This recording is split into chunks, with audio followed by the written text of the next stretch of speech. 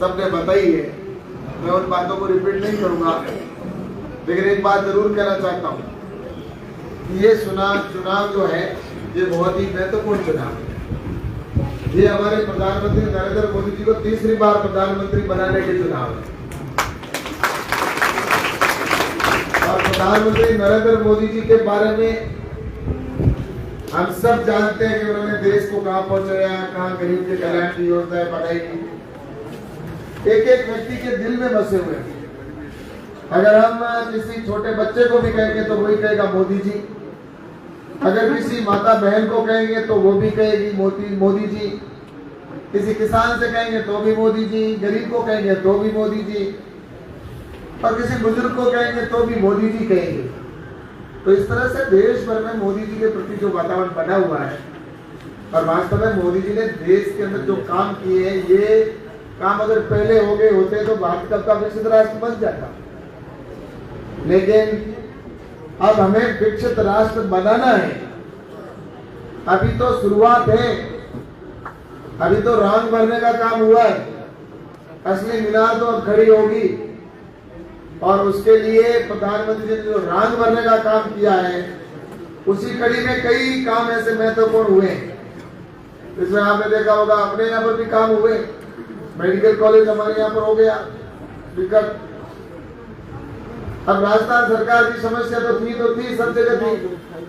5 साल तक हम उसको झेल ही रहे थे, चाहे वो जमीन देने के विषय से हो या किसी प्रकार से परेशान करना हो। भारतीय जनता पार्टी कार्यकर्ता 5 साल परेशान भी हुए। भारतीय जनता पार्टी के कार्यकर्ता चाहे वो कोई भी हो, इन 5 सालों के अंदर बहुत प्रताड़ित किया गया उसको, और कार्यकर्ताओं ने मेहनत की। राजस्थान की जनता ने भी उस बात को सहन किया कि उनके अत्याचारों को, उनके भ्रष्टाचार को, और आखिर उस सरकार को उखाड़ फेंक दिया। अब आने वाले समय के अंदर हमारी डबल इंजन सरकार यहाँ पर बन चुकी है। राजस्थान में बन गई, केंद्र में तीसरी बार आप सब मिलकर बनाइए। लेकिन मैं आप सभी से कहना चाहता हूँ कि यहाँ पर भी निश्चित रूप से कई ऐसे राज्य सरकारों की वजह से हमारे काम नहीं हुए, वो अब अच्छे से यहाँ पर करवाएंगे। क्योंकि हमारे छोटू सिंह जी यहाँ से विधायक बने तो हम मिलकर अब काम करवाएंगे। यहाँ पर आप सभी से कहना चाहूंगा कि अपने कई ऐसे काम हुए हैं, जैसे कि अभी रेलवे की बात आई तो कई ट्रेनें शुरू भी हुई और कुछ ट्रेनें और शुरू करने की भी है। लेकिन जैसा कि बाधा की बातें आती है तो 2 साल तो बाधा ये थी कि 2 साल तो कोरोना था, सरकारें सारी जिस तरह से थी स्थिति हम सब जानते हैं। लेकिन उसके बाद में बाड़मेर के लिए जैसा कि रेलवे के लिए वहां पर यार्ड ट्रेनें व्यवस्था हुई, यहाँ पर भी मैंने बराबर प्रयास किए, कई ट्रेनें शुरू भी हुई। लेकिन एक बात जरूर कहना चाहता हूँ, जब यहाँ पर मैंने अधिकारियों से बार बार पूछा कि मेरे यहाँ पर जैसलमेर में ट्रेनें आप जितनी मैं चाहता हूँ उतनी क्यों नहीं हो रही है, तब उन्होंने कहा कि आपके यहाँ पर वॉशिंग की व्यवस्था नहीं है, यार्ड नहीं है, तो ट्रेन आकर खड़ी हो तो कहाँ हो, उसकी सफाई के लिए 6 घंटा चाहिए, तो सफाई के बगैर तो होगा नहीं। तो मैंने कहा यहाँ पर जैसलमेर में वॉशिंग की व्यवस्था है ही नहीं, तो उन्होंने कहा जैसलमेर में वॉशिंग की व्यवस्था नहीं है। 75 साल हो गए आजादी के बाद भी इस देश के अंदर वॉशिंग, जिस तरह से 70 साल इन्होंने शासन किया, वही हम बात कर रहे हैं कि यहाँ पर ट्रेनों की व्यवस्था इतनी कम है। तुम्हारे टाइम में कौन सी थी जो तुमने कौन सी वॉशिंग लाइन की व्यवस्था कर दी थी?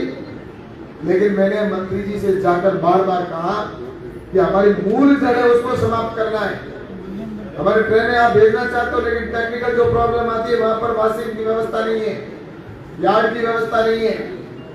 तब उन्होंने बड़ी मुश्किल से, मैंने जब कहा बार बार, तो उन्होंने स्वीकार किया और अभी प्रधानमंत्री जी ने उसका शिलान्यास भी कर दिया। अब तो आने वाले समय के अंदर मैं आपसे कहना चाहता हूँ, जोधपुर की ट्रेनें इनको यहाँ पर जिस तरह से बाढ़ में आती वैसे यहाँ भी आएगी। बीकानेर की ट्रेन भी यहाँ आकर खड़ी होगी।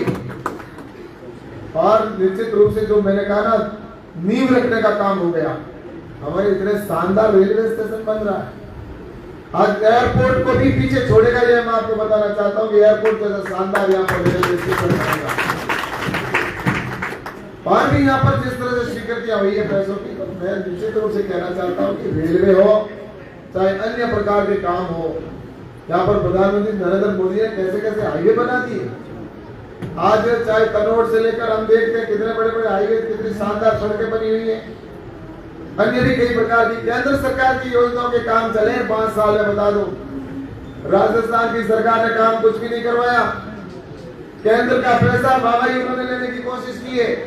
मैं भारतीय जनता पार्टी के कार्यकर्ताओं से कहना चाहता हूँ कि अपन को जाकर जनता को कहने की आवश्यकता है। और मैं आप सबसे कहना चाहता हूँ कि अभी कुछ लोग ये भी मेरे बीच सेट करने की कोशिश करते हैं, कुछ हर उनको एक मुद्दा चाहिए। आपको बताऊं कि मैंने पिछले 2 साल कोरोना का समय निकला, आप में से भी कई ऐसे लोग थे जिन्होंने देखा होगा कि कोरोना के समय के अंदर हॉस्पिटल में एडमिट करवाना हो, चाहे उनको जान बचाने का काम करने की बात हो, 2 साल तक मैंने मेरे स्टाफ को और मैंने खुद ने रातों में 1 बजे भी फोन आया, 3 बजे भी आया तो उसको हॉस्पिटल के अंदर कैसे व्यवस्थित उसको ले जाए, उसमें भर्ती करना, हॉस्पिटल में एडमिट करवाना, उसके बाद में उसके पीछे जब तक वो वहां से छुट्टी नहीं हो जाए तब तक उसकी पूरी डॉक्टरों के संपर्क में रहकर उनकी जानों को बचाने का काम किया। और उसके साथ ही मैं आपसे यह भी कहना चाहता हूँ कि जब पूरे देश, राजस्थान हो चाहे इस बाड़मेर जैसलमेर के अंदर हो, कांग्रेस के लोग उस समय जब कोरोना का संकट था, जान जोखिम में थी, सबको पता था कि कोरोना से मृत्यु हो सकती है, तो कांग्रेस के लोग तो घरों में घुसे हुए थे, बिलों में घुसे हुए थे, बाहर नहीं निकल रहे थे। लेकिन आपके अपन सभी कार्यकर्ता और आपका ये छोटा भाई डॉक्टरों के साथ में हॉस्पिटल के अंदर जान को जोखिम में डालकर भी वहां खड़ा था। और चाहे ऑक्सीजन की व्यवस्था हो, चाहे वहां ऑक्सीजन कंसंट्रेटर की हो, चाहे मेडिसिन की हो, प्रत्येक हॉस्पिटल के अंदर ऐसा नहीं सिर्फ मैंने जैसलमेर या बाड़मेर बालोतरा का मुख्यालय का हॉस्पिटल हो, जो भी हमारे इंटीरियर के हॉस्पिटल थे वहां पर भी जाकर उनकी व्यवस्था करने का काम किया। लेकिन उसके बावजूद भी मैं कहना चाहता हूँ कि सब कुछ काम होना कार्यकर्ता के लिए, मैं सोचता हूँ 5 साल का कार्यकाल है, सरकार अपनी नहीं थी तो सारे काम हो सकता है, राजस्थान सरकार के काम ना भी हो। लेकिन मैं आप सभी कार्यकर्ताओं से निवेदन करना चाहता हूँ कि कुछ लोग यही बात कह देते हैं कि सब फोन नहीं उठाया, वो मुद्दा चाहिए ना उनको, तो लोगों को सिर्फ विपक्ष के नैरेटिव शेयर करना है। एक सरपंच भी चाहे तो उसके भी सारे कॉल नहीं उठते, पार्षद भी पूरे फोन नहीं उठा सकता। हम कुछ घर पे बैठे रात को कभी आ गए तो वो भी अपन नहीं उठा सकते, कई बार ऐसी होती थी। अभी मैं स्पीच दे रहा हूँ, इस समय भी मोबाइल चल रहा होगा, मुझे पता ना, देख लो चल रहा है।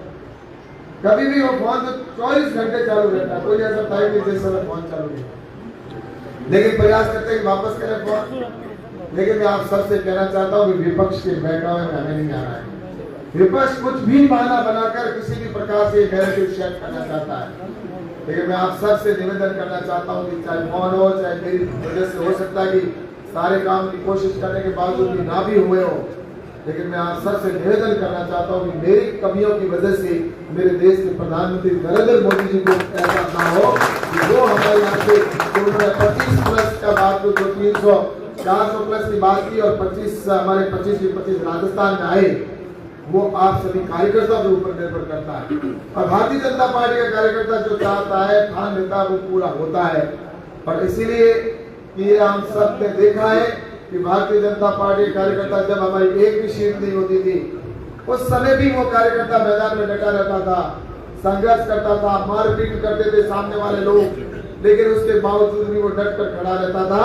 उसी का परिणाम है कि आज हिंदुस्तान की सबसे, हिंदुस्तानी की नहीं पूरी दुनिया की सबसे बड़ी पार्टी भारतीय जनता पार्टी बनी। तो भारतीय जनता पार्टी कार्यकर्ताओं की मेहनत से बनी और देश की जनता को आज हमारे प्रधानमंत्री नरेंद्र मोदी जी के ऊपर निश्चित रूप से भरोसा है। बस अपन को तो जनता के बीच जाने की जरूरत है। हर व्यक्ति मोदी जी का नाम ले रहा है और जितनी केंद्र की योजना है, मुझे यहाँ बताइए, राजस्थान के अंदर अगर नगर पालिका के अंदर अगर कोई भी वार्ड में काम होता है तो आप उसको क्रेडिट देते हैं पार्षद को कि पार्षद ने करवाया, करता चेयरमैन है, लेकिन क्रेडिट उसको मिलता है पार्षद को। इसी प्रकार से अगर मुख्यमंत्री जी करवाते हैं तो उसका क्रेडिट किसको मिलता है कि विधायक को मिले। विधायक ने कहता मैंने करवाया, तो क्या मेरे देश के प्रधानमंत्री ने इतने काम करे, उसका क्रेडिट मुझे नहीं जाएगा क्या? हर गांव के अंदर आज प्रत्येक किसान के खाते में पैसा जाता है, किसान सम्मान निधि का। किसानों के खातों में पैसा जाना, किसानों के लिए घर घर लाइट जिस तरह से पहुंचाना होना, या जितने प्रकार के हमारे काम हुए, तो मैं आप सबसे कहना चाहता हूँ कि हम वहां पर बैठकर मेहनत करते हैं, उसी की वजह से रोड़े और सारी बंदी जाकर कहने का माध्यम बनने का काम सांसद का होता है, और उस काम के लिए आपके इस भाई ने कोई कसर नहीं छोड़ी है।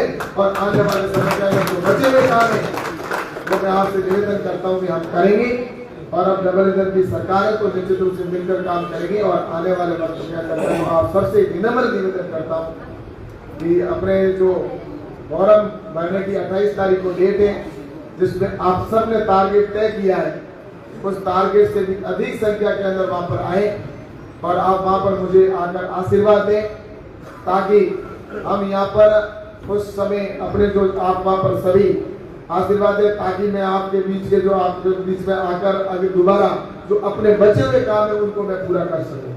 और निश्चित रूप से मैं आप सबसे यही कहना चाहता हूँ कि आप सभी यहाँ से मिलके और यहाँ से जाए तो ये अपन सभी अपनी अपनी मोर्चा, जहाँ भी अपना बूथ अध्यक्ष है, हमारे पंचायत, हमारे सभी के अंदर संयोजक हैं, हमारे जो भी दूसरे जिले के पदाधिकारी, प्रदेश पदाधिकारी, अपन सभी मिलकर कार्यकर्ता बनकर और सभी नरेंद्र मोदी बनकर हमें काम करना है, हमें मोदी जी के सपने को पूरा करना है।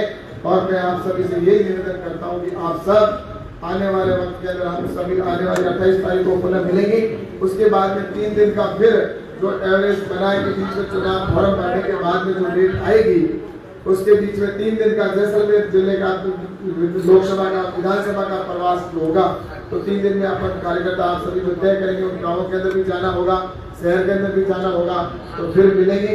बस आप सबसे और निवेदन करता हूँ कि आप सभी कार्यकर्ता आशीर्वाद दिलाएं और आप सभी पूरी ताकत के साथ बने और अपने प्रधानमंत्री जी को 410 के साथ हम पुनः वहाँ पर ले जाएं और बाड़मेर जैसलमेर के अंदर भी हम यहाँ से अपनी सीट को जीता कर भेजें।